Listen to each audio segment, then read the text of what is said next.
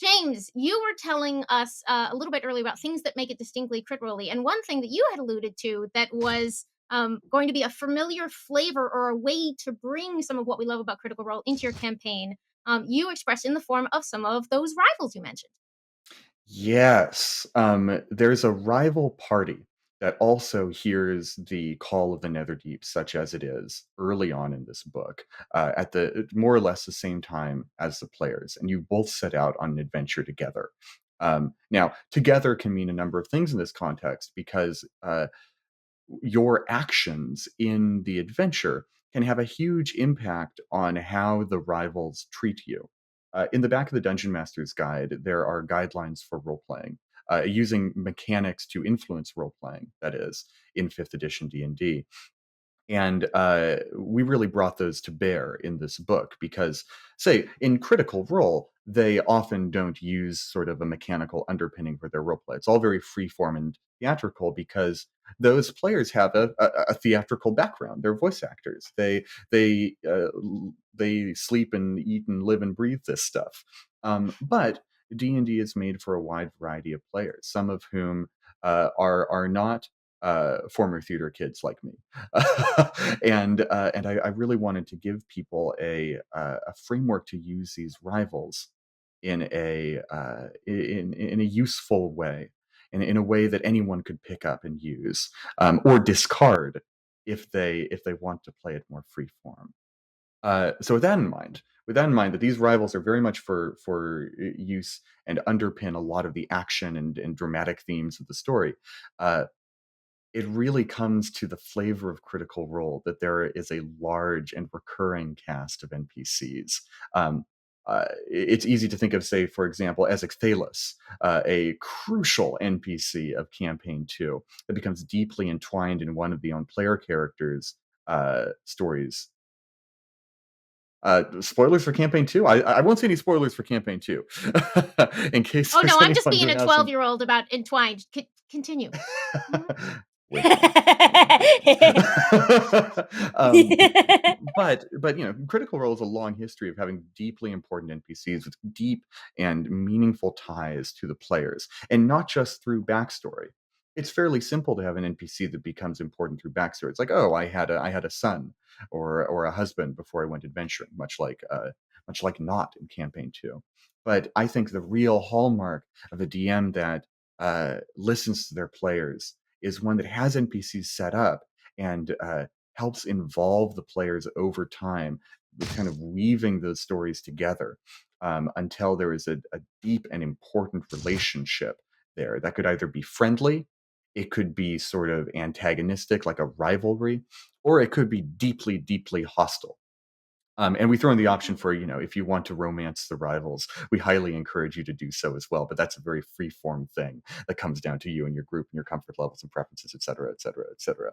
Um, throughout the course of this adventure, the way you interact with this rival party, who often their wants are at odds with you, uh, whether you treat them with kindness or indifference or hostility, will be reflected in the way that they interact with you in the future too. Um, And to Go ahead, Mac. Oh, I was gonna say, and to jump in, sort of bouncing off of that, it also puts a little bit of a timer or a Mm, time limit on your adventure because you're not the only people who hear the call.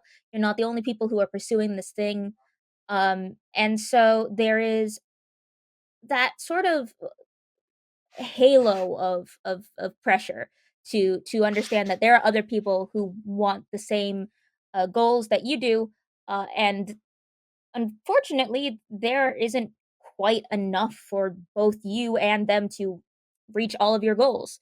And I think that is such a fantastical both like role play and inner player conflict as well as a outer player engaging with your NPCs and how you engage with the world conflict as well. It sometimes encourages sometimes reckless actions, which I always think is fun as a DM to just watch my players make choices and go, okay, I guess we're doing that.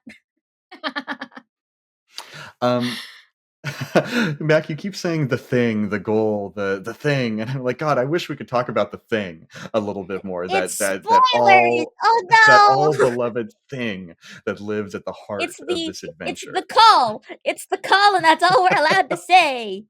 Look at the cover. Look at the cover of the book, and I won't say anything else.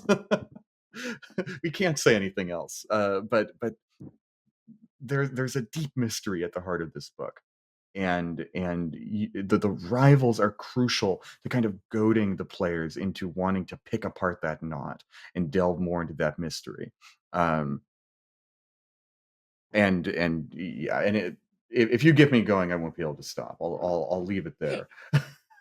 Well, my It's strongest the temptation is just to redacted. be like, just to sit here and be like, keep going, keep going, keep going. Hmm, hmm.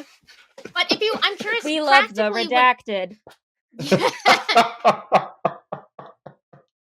get Will to just arbitrarily censor us, be like, I can't believe that part in chapter 5 where.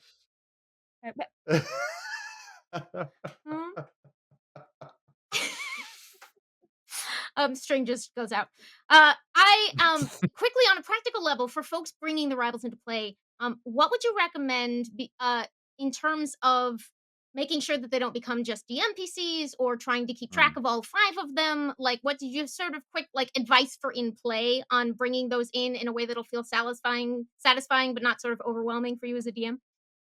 Yeah, this can be something of a challenge. I think for new DMs especially because these are 5 distinct characters with motivations and unique abilities that can often create a somewhat a challenging tactical environment for you to run as a DM.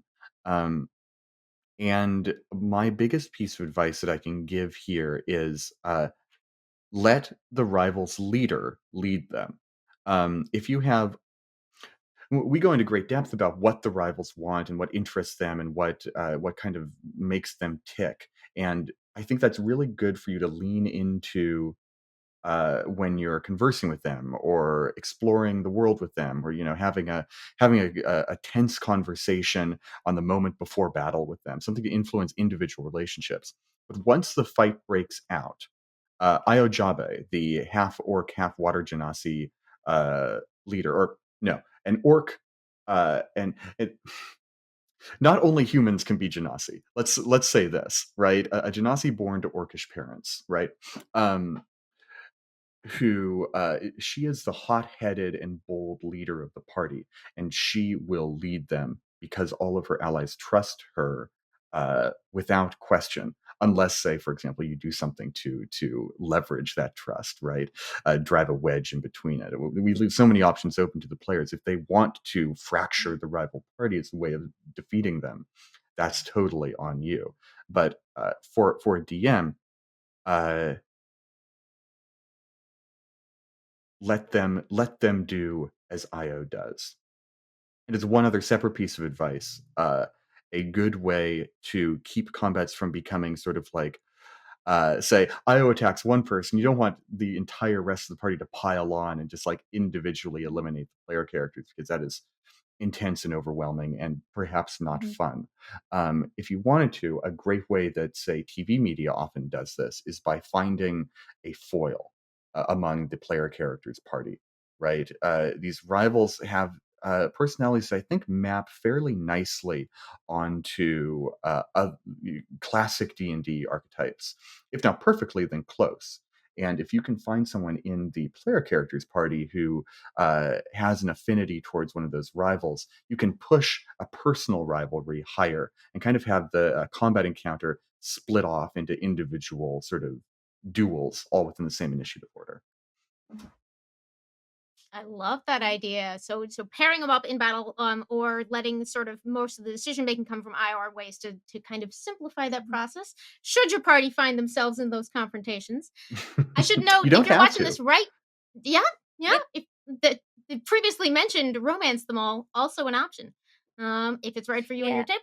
Um, Yeah. My favorite thing was always, as if I was running it as a DM, especially if the player characters are the ones who are like, "No, we want them to combat with us," because they all have their individual stat blocks, you can give your party, your player characters or your players, those stat blocks and have them sort of uh, pilot those NPCs in combat if they're the ones saying no, we want them in combat. It's like, okay, there you go. Which I think is fun. Also, as someone who's running a small rival party in her own home game, my personal favorite thing has always been writing out tiny dialogues between all the party members so that I don't have to talk to myself. I can just hand my players a document that has the dialogue written out, and they don't have to deal with me talking to myself for 15 minutes. They can just read it.